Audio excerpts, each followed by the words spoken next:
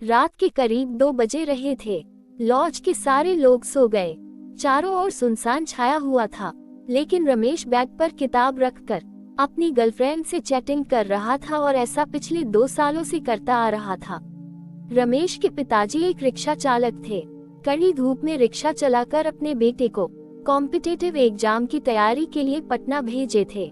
महीने के हर एक तारीख को रमेश के पिताजी ट्यूशन फी, रूम रेंट और खाने पीने का खर्च भेजा करते थे। लेकिन एक दिन की बात है, अचानक रमेश की माँ फोन करके कहती है कि बेटा, पिताजी की तबीयत बहुत खराब हो चुकी है, तुम जल्दी से घर आ जाओ। इतना सुनते ही रमेश भागकर हॉस्पिटल पहुंचा। वहां जाकर देखा कि उसकी माँ डॉक्टर के आगे हाथ जोड़ रही थी और कह रही थी कि डॉक्टर साहब, आप ऑपरेशन कीजिए, मैं 5 लाख नहीं बल्कि 10 लाख दूंगी, लेकिन मुझे वक्त चाहिए, प्लीज आप ऑपरेशन कीजिए, अभी मेरे पास पैसे नहीं है, मैं एक रिक्शा चालक की पत्नी हूँ। लेकिन डॉक्टर साहब हर बार एक ही बात कह रहे थे कि आपको पहले एडवांस पेमेंट करना ही होगा, तभी ऑपरेशन शुरू हो सकता है। रमेश की मां गांव के सभी लोगों से मदद मांगी, लेकिन किसी ने भी उनकी मदद नहीं किया। ये सब देखकर रमेश की आंखों से आंसू नहीं रुक रहे था और पैसे की कमी कारण अपने पिताजी को खो दिया। रमेश चिल्ला चिल्ला कर कहने लगा कि माँ, ये सब मेरी वजह से हुआ है, मैं उतना काबिल नहीं बन पाया जितना अभी तक मुझे बनना चाहिए था। रमेश अपने आप को कोसने लगा और कहने लगा कि काश मैं अच्छे से पढ़ाई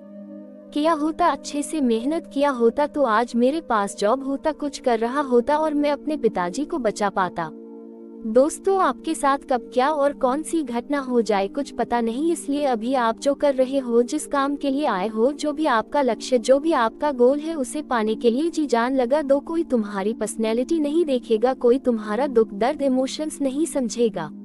कोई पूछेगा तो बस इतना ही पूछेगा कि कमाते कितना हो। घर वालों ने तुम्हें नाम दिया, अब पहचान तुम्हें अपने दम पर बनानी है। अपने काम के प्रति इतनी ईमानदार बनो कि असफलता दूर दूर तक नजर ना आए। प्यार का सहारा लोगे तो एक दिन बर्बाद हो जाओगे। अपनी शान और पहचान बनानी है तो मेहनत का सहारा लेना ही होगा, जी जान से मेहनत करना ही होगा। रोना बंद करो और अपनी तकलीफों से खुद लड़ो। देखो, समय तो तेजी से निकल ही रहा है, अगर वक्त के साथ मेहनत नहीं की, जिंदगी के एक एक महीने, एक एक सप्ताह, एक एक दिन, एक एक घंटे की वैल्यू नहीं की, तो साल के साथ साथ आपकी आधी जिंदगी कब निकल जाएगी कुछ पता नहीं चलेगा। याद रखना, कमजोर तुम नहीं, तेरा डिसीजन है, तुझे तेरे डिसीजन से भी ज्यादा जिद्दी बनना पड़ेगा।